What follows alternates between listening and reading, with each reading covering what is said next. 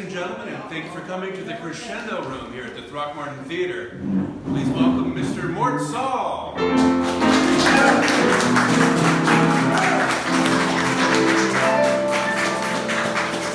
a statement, I'm sure everyone.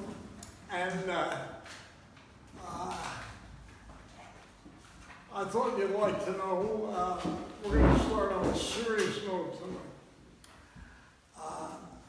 I lost a great friend of mine, and you lost a great writer at 91 in Seattle a couple of days ago.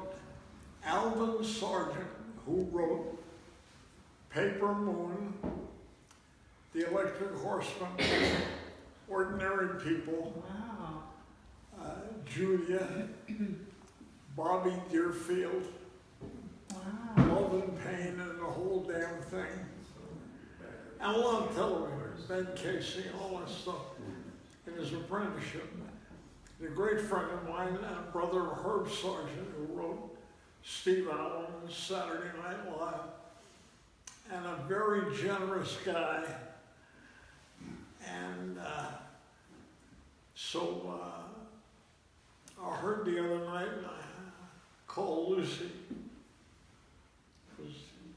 Lucy was trying to get him up here. She said, I want to do a play. She wanted to do a play up here. And he kept threatening to come up. He never came up. He lived in LA, of course. And his original family was in Seattle. So he went back up there. And he was always in there pitching for me. And I was kind of the oddball.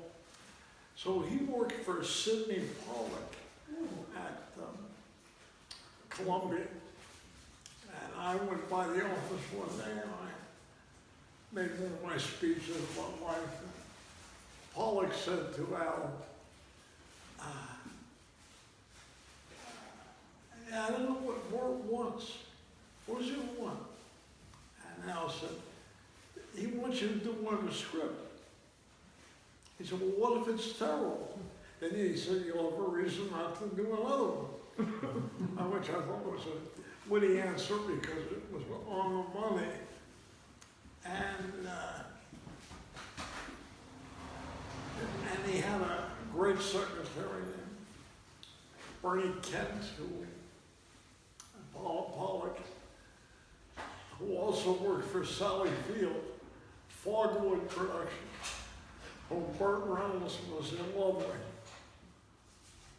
There's a difference in humanity, you think about it. If you look at Burt and Sally Field, Smokey and the Bandit, which is like an animated cartoon, Burt's human. And he was very human. I knew him very well. A really good guy. And you remember the heavyset guy who was with him all the time, Charles Durnan? Yes. Always played his friend, played the governor in the best little whorehouse in Texas. Yeah. Durning was a friend of mine and as well. And Durning was doing a live television show in New York called the Armstrong Circle Theater. They do a lot, you know. So you rehearse all the lines and you go to dinner and you come back. So he played the assistant detective. And when he came back, he looked at the guy who played his boss, and he was drunk from dinner. So he said, how do you think the guy did it? And the guy said, Durning said, you think he had a key so he could get in before the person he killed? And the guy, he said, and he opened the door from the inside, and then he did the whole script himself. That's what live TV was like. I did a show some of you may remember called Playhouse 90. Yes. And in my show, I played an Air Force officer. There's a girl, an Italian girl, who's dating the guys in the Air Force and knifing them because the Americans bombed her family. So when they questioned me, I'm in the shower. They're wondering a masculine scene. Gosh, Lieutenant, I don't know anything. So I go into the scene, and they hit me with cold water. And of course, I didn't remember the script. I don't remember what city we were in. It was a live show, for 90 minutes on CBS television. It used to be really something to look forward to, which brings us to our subject tonight. If you haven't been here before, what we do here, that is Kathleen, the executive producer, Kathleen Hahn, she streams this through Facebook and Periscope. So she gets questions from Brazil and Portugal, and the internet will go anywhere and penetrates nobody. People are probably dumber now than they were when they bought the phone. But they defy educating. It's against their basic intention. And then I answer all of the questions because I dare to, And with any luck, it's amusing. So I want you to meet Kathleen. She's my friend that goes through this with me every week. For how long, Kathleen?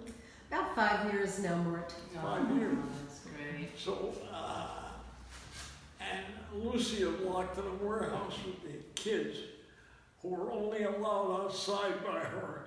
She moves this padlock and they come out and sing and dance, and then she locks them in again. You wouldn't think that wealthy parents in Mill Valley would let their children be treated that way, but you would be wrong. Mill Valley. The other day I'm down at Greg Batman's place, Coyote Coffee, and the sun comes up, and all these guys are there, and they say, another day in paradise.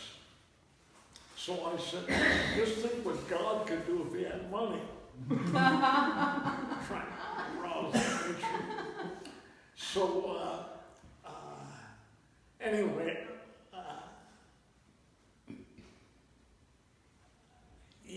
I knew Spielberg in L.A. And you know the kind of money he made off Jaws? When he divorced Amy Irving, he gave her $93 million. Her. Wow.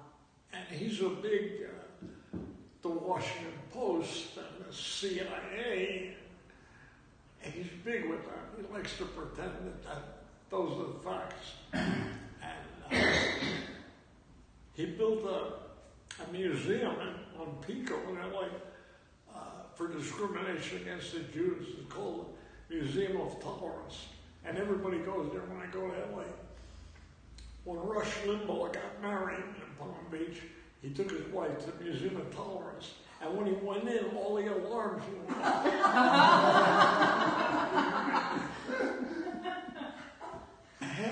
He's in love with kind of blonde people, those generic blonde people.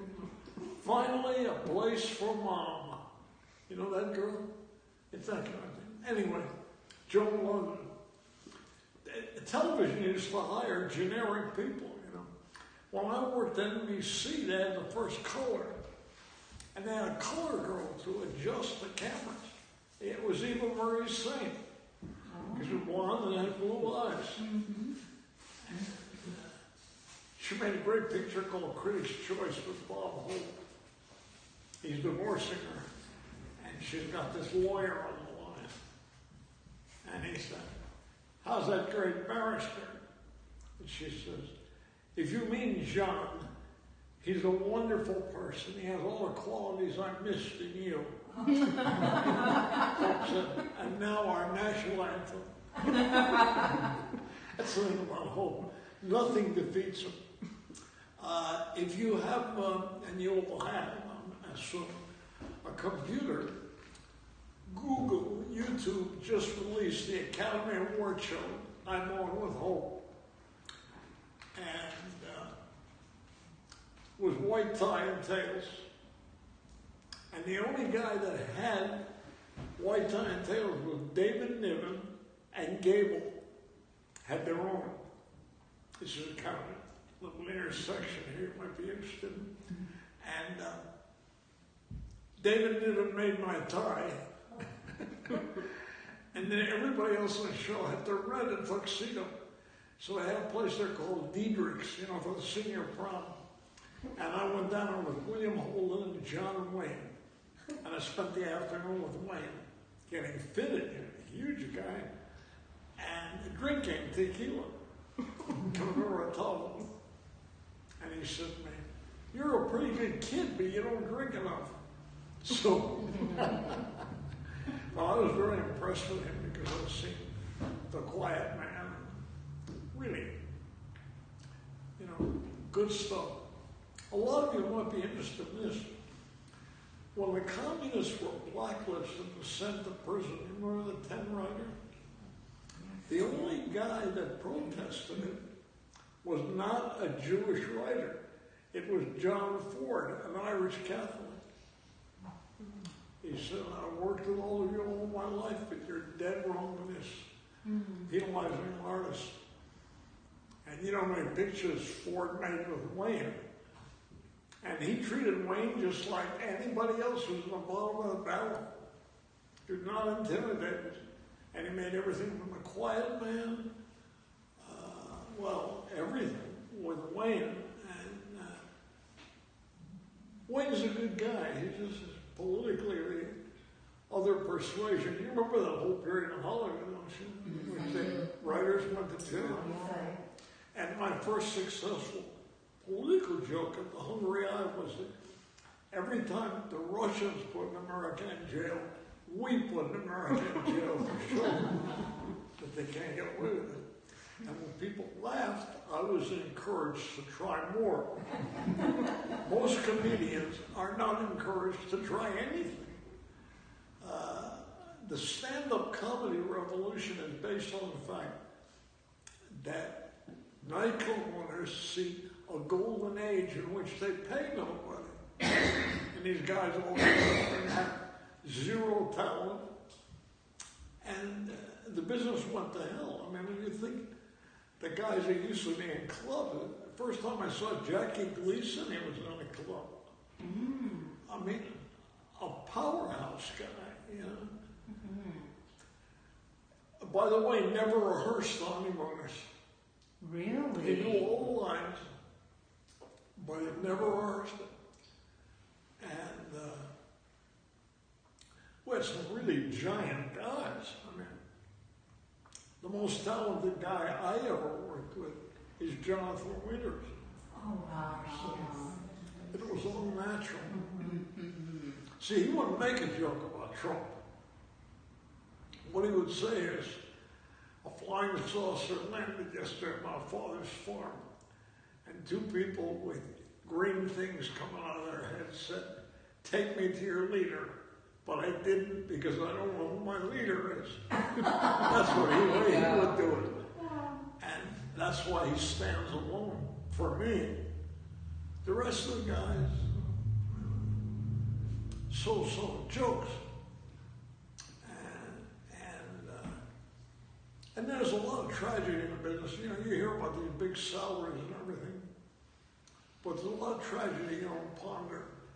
Think of a guy like Big Bill Cosby, who has $400 million, and yet he'd go to the Playboy Mansion, he couldn't meet a girl until he went to a doctor and got a prescription for Quaaludes. Must be a terrible feeling, not being able to meet any girls at the Playboy Mansion.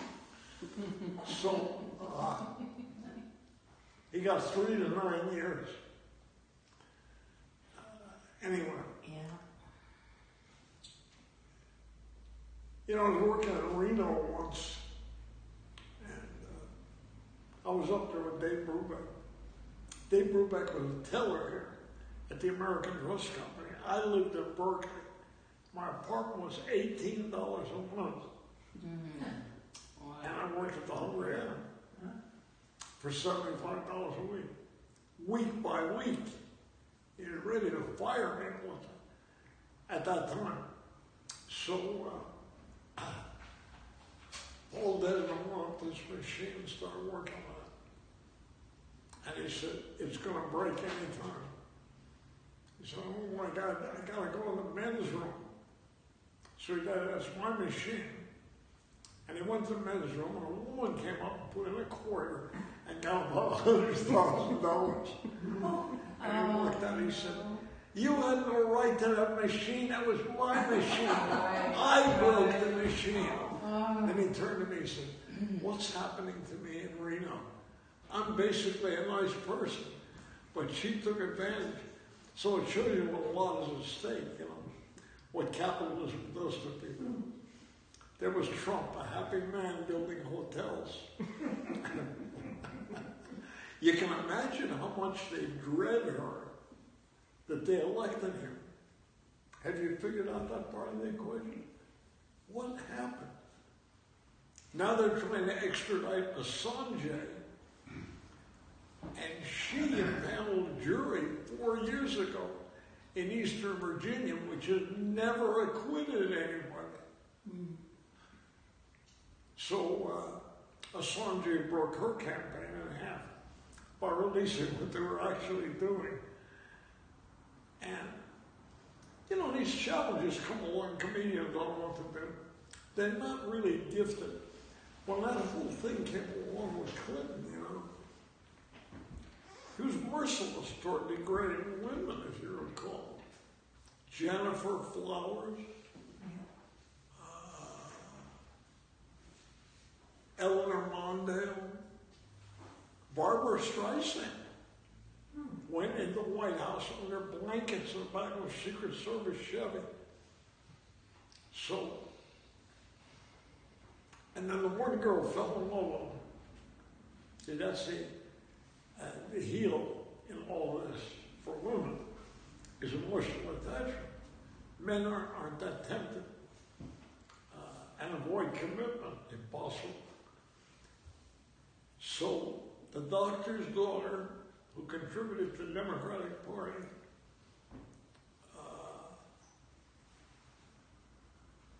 what was her name, Kevin? Monica Lewinsky. Dr. Lewinsky, and MD. So comedians didn't know what to do with the joke. Finally, somebody said,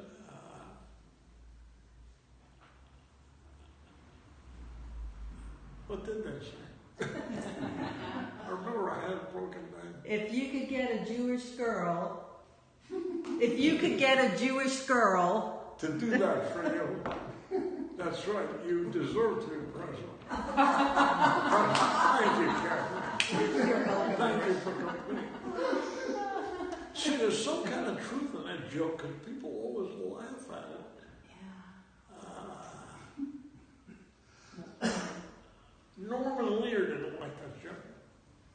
He said, I don't like Mort Sahl, he's too bitter. What should you be if you look at this country? What conclusion could you draw? Howard Stern announced tonight he's going to run for president. Howard Stern is like something that sticks to the bottom of your shoe. You walk barefoot down. Anyway, so, political humor. So nobody does it. Leno didn't do any political humor. Carson never really did. And I knew those guys well. You know, I placed Dick Cavett, an old friend of mine, as a writer on that show and the Merv Griffin show. Then he got his own show. So I used to do his show because it was always a great free plane ride to New York, and I could goof around back then. So he was on ABC at 11:30. So Cavett has it. Paul Newman, I was the best man. Paul Newman was making a movie called Pocket Money. And the studio said, if we make Captain Newman MD, we have Gregory Peck, and we'll put in Tony Curtis to make sure. And whenever they made a picture, they used 2 stars. When they made Vera Cruz, they used Burt Lancaster and Gary Cooper. They were really worried about television. So, Newman couldn't get anybody to do this picture. So finally he hired Lee Marvin. And I said, well, then what you do the Dick Cavett show to help sell a picture? Newman said, I don't do that. I don't go on a television show. So Marvin, who's hired, can't say no. So he goes on and he said to Calvin says, "What's the picture about?" He said, "Well, we sent you a print. Did you get any idea what it was about when you saw it?" So Calvin gets pretty arch, you know. And he said, "You're not really a leading man. You're a villain." So Marvin said, "No." So Calvin says, "How does it feel to be a villain? I mean, to know when you come out on the stage that people automatically hate you." And Marvin said, "I thought you knew." So you can do a lot confined to a chair on television if your heart is in. What they all used to do on the Joey Bishop show, that was the ABC version of Late Night, because they thought it almost had Dean and Frank on, and he never did. Anyway, on that show, they never showed up to do it, even though he was in the so-called Rat Pack. So you try to make conversation, but I know what he said. He said, "How does it feel to make a picture, make thousands, and then come on here for $320? That's the scale." And I thought, more people at home are supposed to do feel sorry for you, because you do that. Jack Parr was good to work for. He helped me in winters. He said, "I'll put you on until somebody laughs. And if nobody laughs, I'll put you on again." He was very independent. So he lived in Greenwich, Connecticut, because his wife owned the Lucky's. Her father owned all the American Tobacco Company. So he didn't need NBC. So every week they would drive into New York. They'd go see a play, a matinee. Then they'd go see an evening show after eating at Sardi's. So he'd get up and he'd say, "There's my favorite actor eating over there. Let me go tell him he's my favorite actor." She said, "Please don't do that." Don't do that. So, you know, guys get to the point, don't listen to their wives. If you haven't had that experience, take my word for it. And she walks over to this guy eating and he says, "Mr. De Niro, you're my favorite actor. I wouldn't forgive myself if I didn't tell you." And this guy looks up at my soup and says, "I'm Al Pacino." Where are you going with that, man?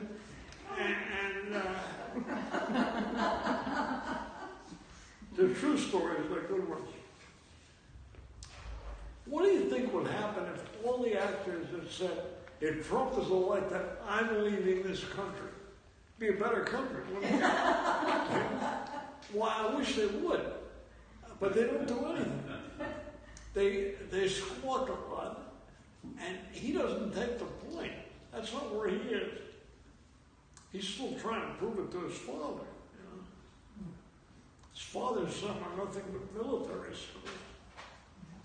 You know, I don't know if you're a Freudian. The parents have a lot to do. When the bow breaks, a lot of how I came through was the optimism of my mother. She thought you could try anything. So when I got to be successful here, Brubeck and I went to the colleges and we made a lot of money, a lot of noise. And then I got the cover of Time. So I got my parents off Sutter Street, and I took them to LA and I went to the best steakhouse in Beverly Hills, which is La Scala at that time. And I was on television on NBC for Chrysler, so they gave me a new Imperial convertible. So I drove up and Richard Widmark was in front of me, and Glenn Ford was in back of me. "Hey, Mort," he introduced the parents. And my mother said, "They all know him." And my father said, Yeah, they seemed to like him. He's having grave now. So, and I, of course, was just an actress. Did I meet anybody who was worthwhile? Yeah, Gina Sieber. Remember? Joan Hark. Oh my. And so the armed forces let women into the offices.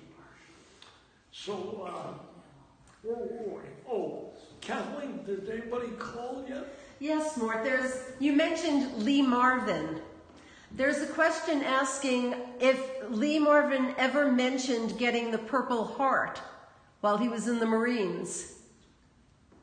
Did he, what was the first part? Did he ever talk about it? Did he ever mention Yeah, it? he told me he was shot at Guadalcanal in a Marine.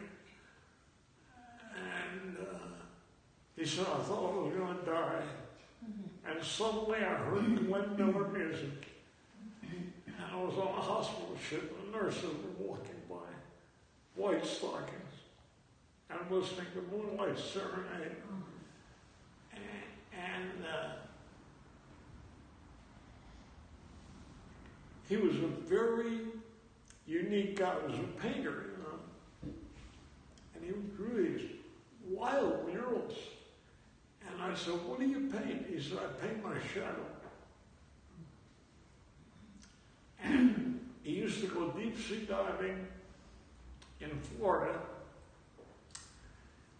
And he got a marlin on board who kept wrestling to go back in the water. And did. And he said he looked in the tackle box, and one of the marlin's eyes was in the tackle box. So he said, maybe that's what it's all about. I said, what? He said, what you're willing to lose to be free. Mm-hmm. Wild guy. Took him years to find out who was the real girl in his life. And when he did, he went over to her apartment with a huge suitcase. And he threw it down and he said, pack up everything that means anything to you because you're going to come with me and get married. And that was a childhood sweetheart. And it stuck. And he's buried in Arlington. All the grave says is Lee Marvin, Marine.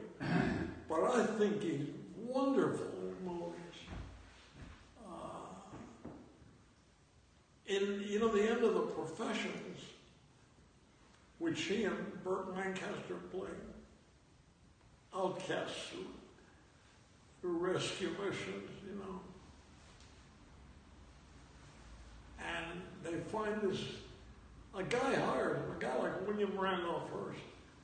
Go bring my wife back. She's been kidnapped by a Mexican bandit. When they get there, they find that she's there by consent and she loves the bandit. And they bring him back, shot up by them, with her. And her husband, who is sort of like a fashion, he said, what's the meaning of this? And Burt Lancaster said, I'm a born sucker for love. He said, you're supposed to get $10,000 apiece to kill him and bring her back. And Marvin said, the lady's going home with the guy she loves. And Ralph Bellamy playing, he's like Hearst. He says, you bastard. And Lee Marvin says, yes, sir. In my case, an accident of birth, but you, sir, are a self-made man. And he rides away. And you feel like cheering. And that was written by Richard Brooks, who also wrote a lot of bogey stuff, and John Huston movies. And he used to show movies every Sunday night in his house, which was next to the Playboy Mansion. So I went over there, and they showed Fellini's picture about the great romantic, the Italian romantic, and with Donald Sullivan. And people started making noises there, and Brooks put the lights on. I'm proud of being in this industry. I don't want anybody ridiculing a movie in my house. I know people that go to that studio every day and put their heart in making wonderful pictures. So I said, well, there must be someone with a pass key that goes in when they go to lunch and makes the pictures I've been seeing. I'm trying to take the edge off. But, yeah, Lee Marvin was really, and a great friend of Alvin Sargent. When we started the evening talking about it, they were great friends. And when he got too drunk, he knew the highway patrol would grab him out in Malibu. So he got on top of Sargent's station wagon and he'd say, take me home. I'm too drunk to drive. And he said, Al said, what if the highway patrol stops me? He said, what do I tell him? He said, you told me you got Lee Marvin in the room. So they were all great friends out there. I lived out there too. So did Sam Peckinpah. A lot of drinkers, tortured geniuses. And I work with Peckinpah on a picture called, what the heck was that with Dustin Hoffman? Straw Dogs. And Peckinpah's a great director because he ducked all the trouble and kept making a movie. He made, he also made The Getaway with Alan McGraw and Steve McQueen. The last picture. And you know, it's all understated. In Junior Bonner, McQueen is a blockbuster. He's got about 20 cents. And his father, Robert Preston, says, you know, Junior, I somehow had hoped you'd amount to something. And McQueen says, somebody got to hold the horses. It's written with American honesty and American hope and American disappointment. But it's about us. That's what the movies have lost. That's the reason you're here and not at the Sequoia. Did I tell you Lucy went to a movie? This is not to be believed. She went to the Sequoia to see Redford's new movie. He's still making a movie. And nobody there. She was in the room there. And she called Sequoia and said, what time is a Redford picture going on? And the manager said, what time can you be here? And it made a rapprochement, as they say. But anything honest will always work. I was very close to the director of Rocky. And the studio said they didn't want Sylvester Stallone. They wanted James Caan.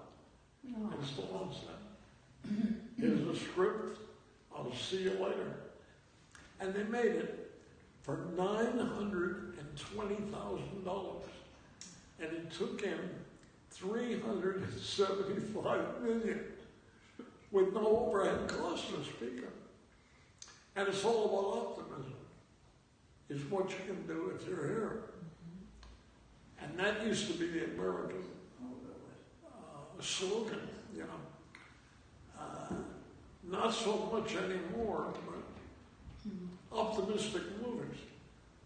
I wouldn't be romanticizing now about getting married if I hadn't seen the movie. With Donna Reed and Jimmy Stewart and John Wayne and Gregory Peck. How many of you remember 12 O'Clock High? Great stuff. If you got Comcast, you know, you can select it. They'll run for you again. They've got the whole bank of movies. They talk that way, you know. The general says to Peck, what's wrong with the 918? Why aren't they operating better? He said, well, it's the commander. It's always the commander, isn't it? Very funny coming from you. You're supposed to be his friend. And he said, I didn't ask you to ask me. It's the way men really talk. when something is at stake. There's another good movie you should rent or get from Amazon called The War Lover, in which McQueen is always daring the plane to crash. He heads for the White Cliffs of Dover after the Germans shoot him up, and he flips a coin about living. And his co-pilot, Robert Wagner, is in love with a girl. So McQueen gets off duty and goes right to her house and starts ripping her dress off. And she's standing there and she says, "You can't make love. You can only make hate." I don't know if you can even sell that today. But John Wayne with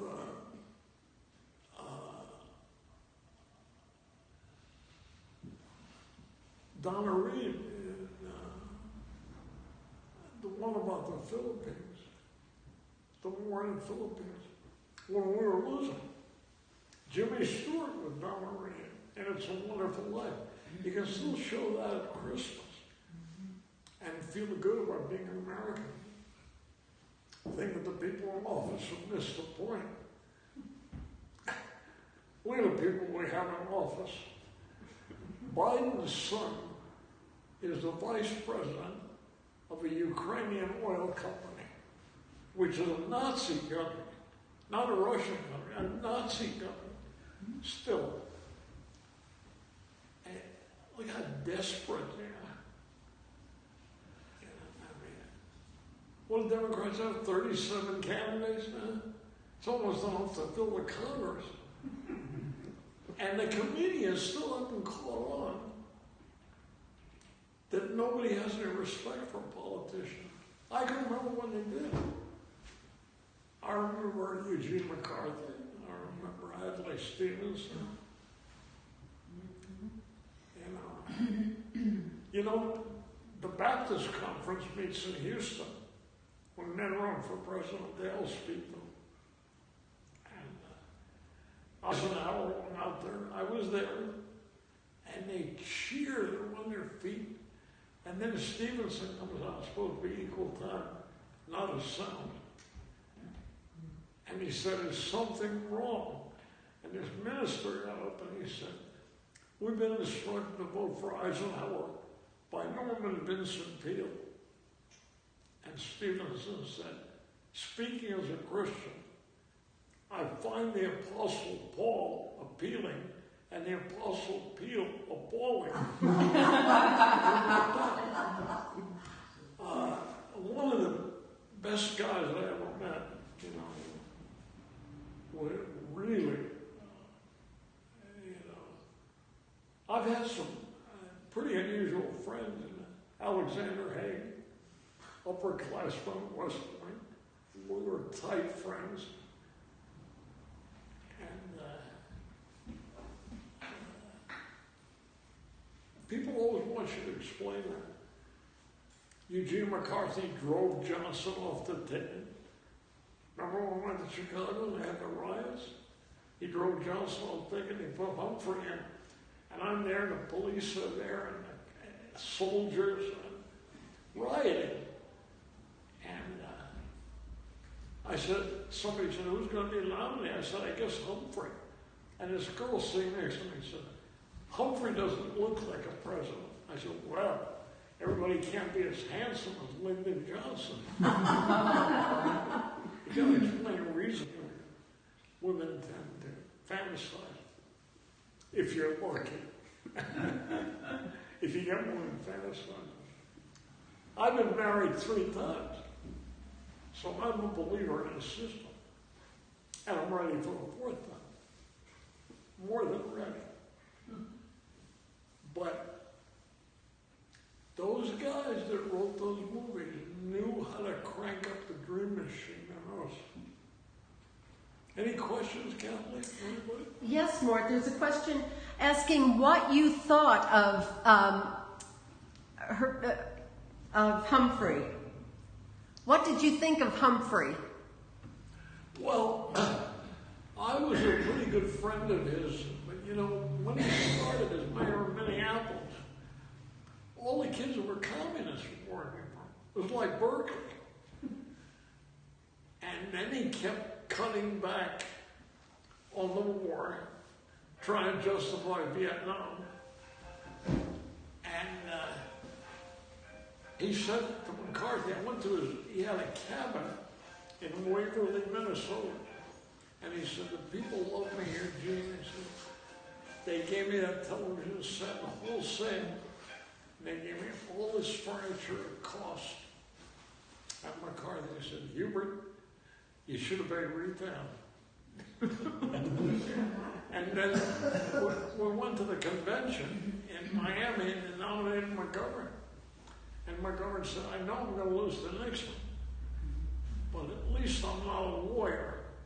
So McCarthy said, I was an economist in college, I'm not a lawyer. And Humphrey said, I got both you guys beat with the youth ticket. I was a small town druggist. And McCarthy said, if you said that earlier, every young person in America would have voted for you. but the good stuff was never planned. I was at the Americana Hotel. And I never would have met those people if McCarthy, he taught me a lot, He's an economist, but he was also a very strong Catholic. And he taught me about Catholic values. So Tom Brokaw came out here, and he went into Lucy's Theater, and he started making a movie about who killed Kennedy. It was all lies, Oswald. And he had a bunch of CIA people confirming that, and me saying it isn't true. So he said, you can't really believe that. So he made a book out of it, and he took out my part of the book, saying that the CIA killed the president. He took it out and broke us. I'm sorry you're so mistaken, Mort. Anyway, goodbye. And he kissed me on the cheek, and Jim McCarthy said to me, that's what they did to Jesus after they betrayed him. Oh dear.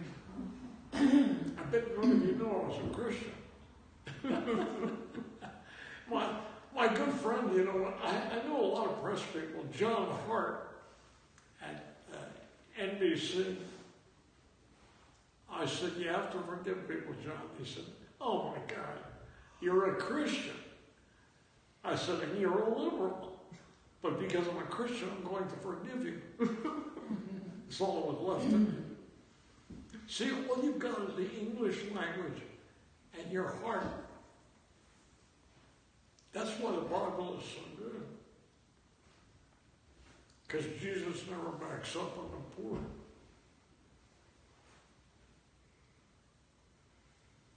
When he goes to that lady's house and he's drunk,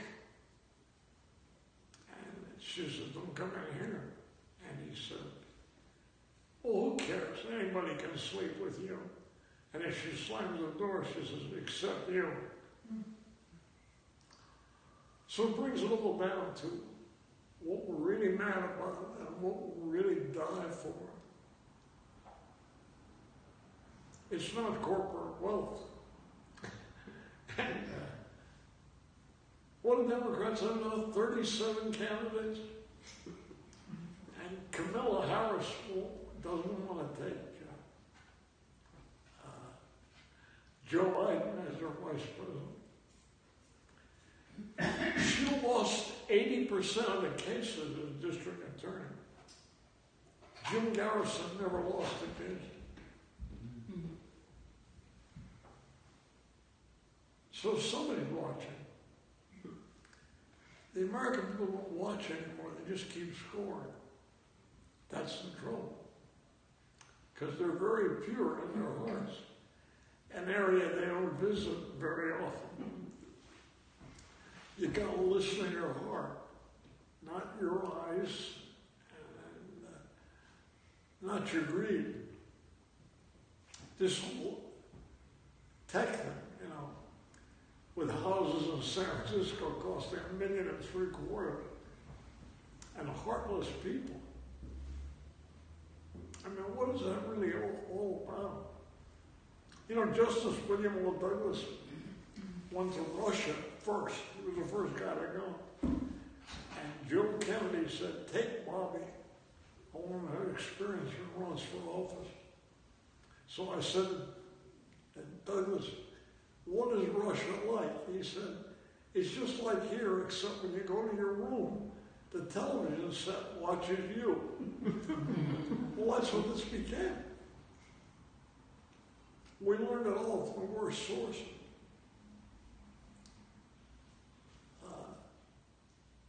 We had to learn to be corrupt. America was not corrupt as soon. In fact, the irony is, the real fascists in this country, like Carnegie and Mellon, all those people in Pittsburgh, they built the libraries. Do you know any guy that was president of Disney who built the library? What do you think Trump is trying to do? Trying to do something to his father, right? He's not a bum. Parents can mess you up, or they can love you. Guess which one they checked? You know, Kathleen and I were talking about Bill Clinton's adventures before. Yeah, remember Jennifer Flowers? She sued him. And Hillary paid $863,000 because Clinton, on the guard moment, said, she's what you get when you drag a $20 bill through a trailer park. So I'm working in Washington, and I go to the cellar door, and in there is, what's his name? The guy from Carville. Carville. Good. And I said to Carville, what do you think of that lack of grace the president's saying? That's what you get when you drag a $20 bill through a trailer park. And Carville said, that's what he got me. So you see, there's no limit. There's no limit when you catch people like catching animals on a trap. The last guy you saw that looked like he meant it, I think, was probably Perot. Biggest laugh he got in debates is when George Bush said, there is a way to fix this country. And Perot said, I'm all ears. Everybody said, I knew Bush well, you know, and I knew his son. His son was a real cut, you know, drunk, drugs, arrested several times, expunging records. And he told me he didn't do that again because he was born again. So can you imagine if you had the chance to be born again, why would you come back as George Bush? That's a fair question. And he told me he didn't need booze or anything because he was born again and he knew when he died he could get into heaven. So I said, well, according to that, then a Jew couldn't get into heaven. Jesus couldn't get in. Yeah, Jesus. So he said, what are you getting at?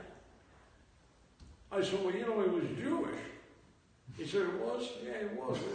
Yeah. I said, yeah. Jesus was Jewish. I mean, lived at home till he was 33. His mother thought he was God. Yeah, right. And according to Mel Gibson's movie, she's the only one that attends the crucifixion. Good movie. Good director, Gibson. Now blacklist. It doesn't matter. He owns all of Malibu by now. Yeah, what else, Kelly? Yes, Mort, how would you rewrite the modern version of The Devil and Daniel Webster? How would you rewrite it today?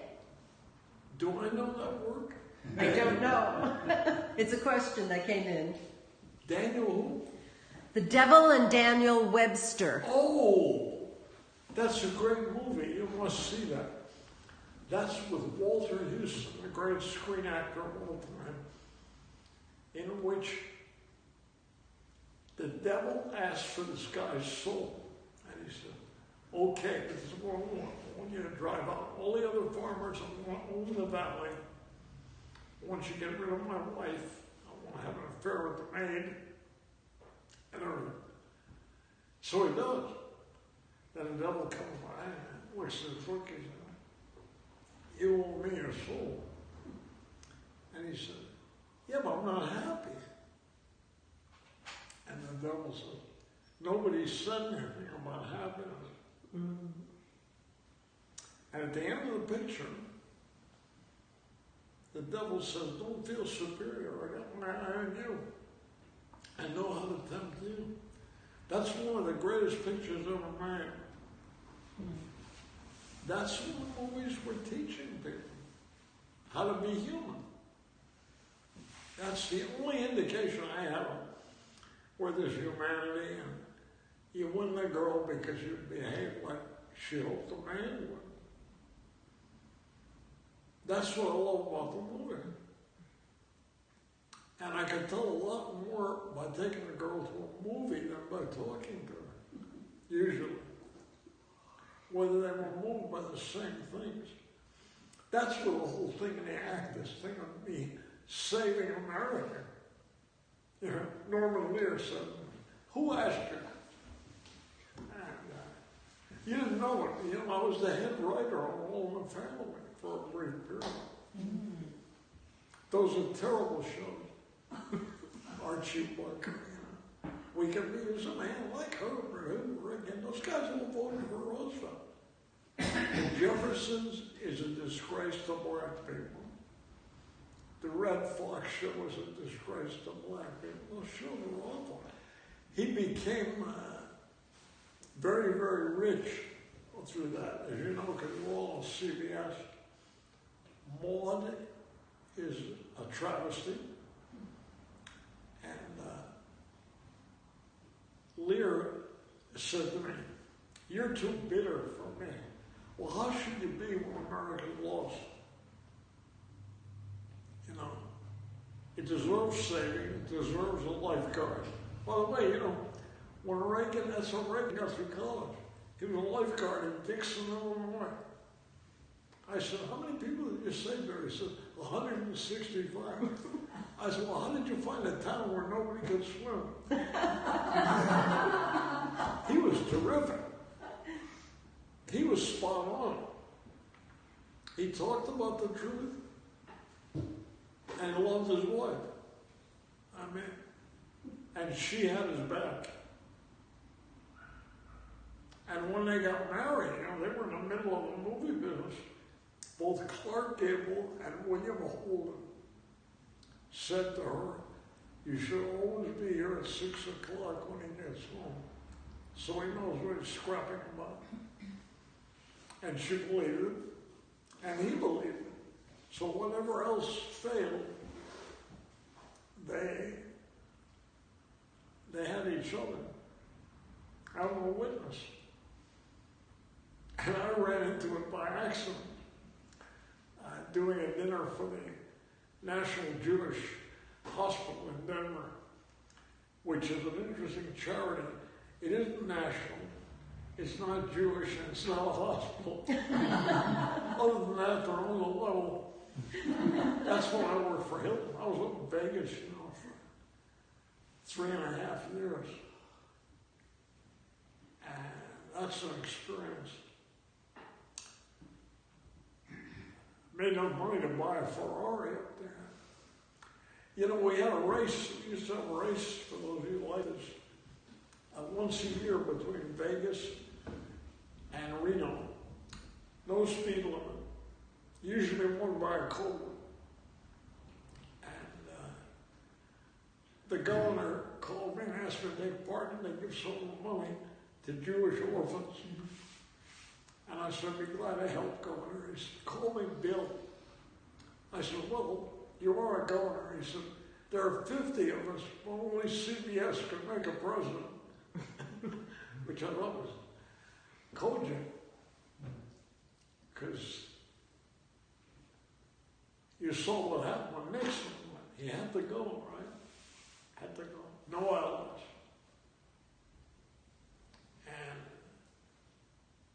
And in comes Ford, nobody elected him. And who does he bring in as his assistants? Rumsfeld and Cheney. And then young Bush says, I need someone to help me pick a vice president. So he got Cheney, who picked himself, if you recall. Then the buildings went down symmetrically, some explosively, some not at all. And the Air Defense Command was grounded. Try and fly over New York now and see if no planes challenge you. There's a lot there. You know? It's all on Google. Being a commander's a comedian, still don't get it. It's Mark Twain, Will Rogers, Bob Hope. It's wide open. If they thought about their country at all, they think America is just random. It's not random. We invented the dance band. I mean, who else had Count Basie, Stan Kenton? Miles Davis. Who was a terrible person, but a great band. By the way, Kathleen, I meant to mention this to you. Do you remember the song Speak Low? Yes. By the German writer, who wrote My Ship and all. Time is so old and love so brief. Love is pure gold and time a thief. Boy, I mean, if you can just think of that, let alone hear it, and you can. You can turn on Alexa, Amazon, and you can hear it. You know, I just had elections in India, and 3 people have more money than the next 600 million. That's even worse than us. You know, we're always worried about Bezos. And Trump, nobody can figure out Trump's finances anyway.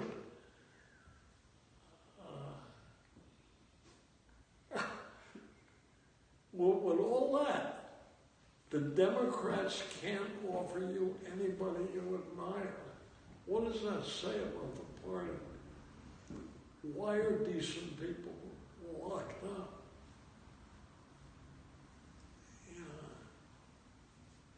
I mean, Nancy Pelosi today said, he doesn't act like a president. How would she know? Yeah. And nobody on television said anything about that. What do you get on television? You got Fox, which is being uncovered. And then you've got CNN Anderson Cooper, whose sexuality is ambivalent. You know, he's standing here criticizing the President of the United States. Do you remember when Sterling had the Clippers? And he had that girlfriend, the young girlfriend? He said, don't bring any black guys to the game. So Cooper interviews him. How could you say such a scandalous thing? How could you mix with that girl? And he said, well, you know how it is, Anderson, when you see a girl and she attracts you. And Anderson didn't answer. I guess he doesn't know how it is. He's missing a lot. He gives it all to the news. Imagine, and that's not enough. They got him on 60 Minutes, too. What they're trying to do is flood us. So eventually we can't tell the forefinger from the little finger.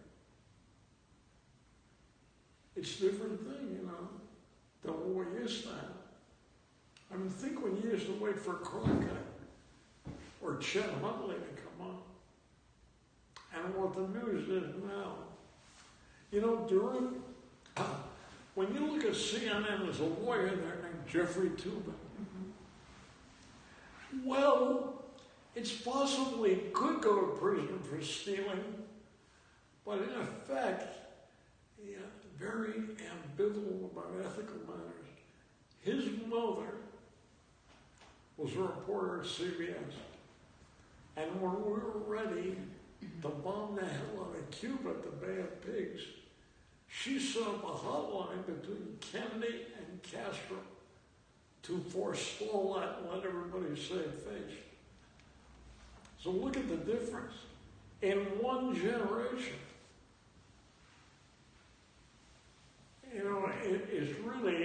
it's Freud. Well, who are you? It depends who your parents were. If they were loving, if they took the time, if they had some faith, and they weren't busy sending you to get a student loan. Do you remember Mark Russell, political comedian? He gave me the best joke I ever had on here. Come on, shake all his weight here and say, I'm very close to paying off my student loan. Yeah. Imagine making people, and Sanders won't do away with them. Mill Valley. Guy gets up here a couple weeks ago and he said, I know he doesn't look the part, but what are Sanders' chances? He doesn't look the part means he's Jewish. That's Mill Valley speak for being Jewish. Amazing.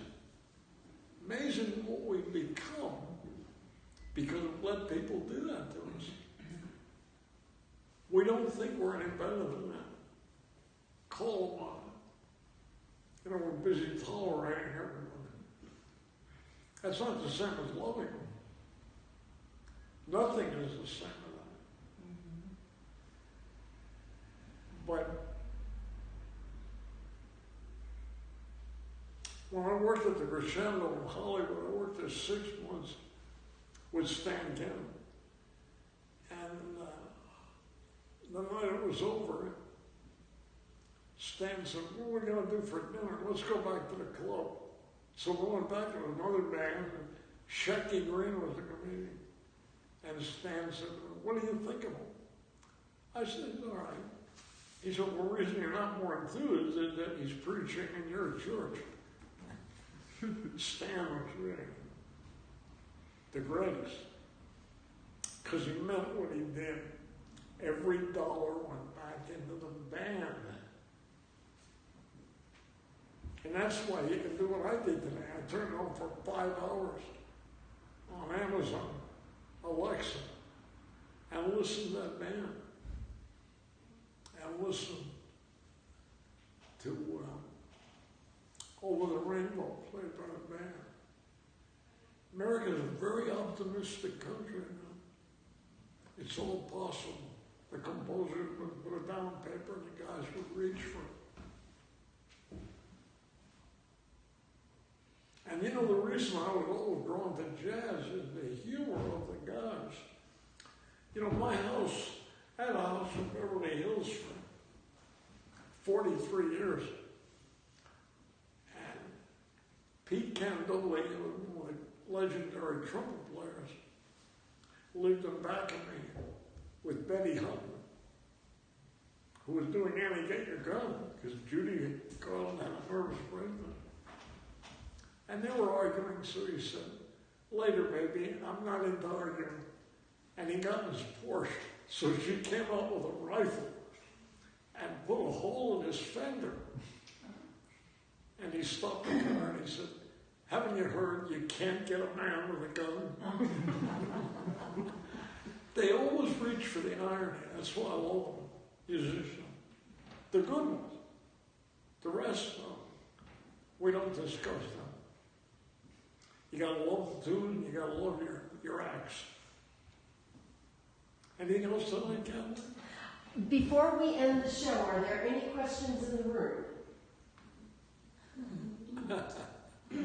I think we covered it, Mort. Thank you. Thank you for Thank coming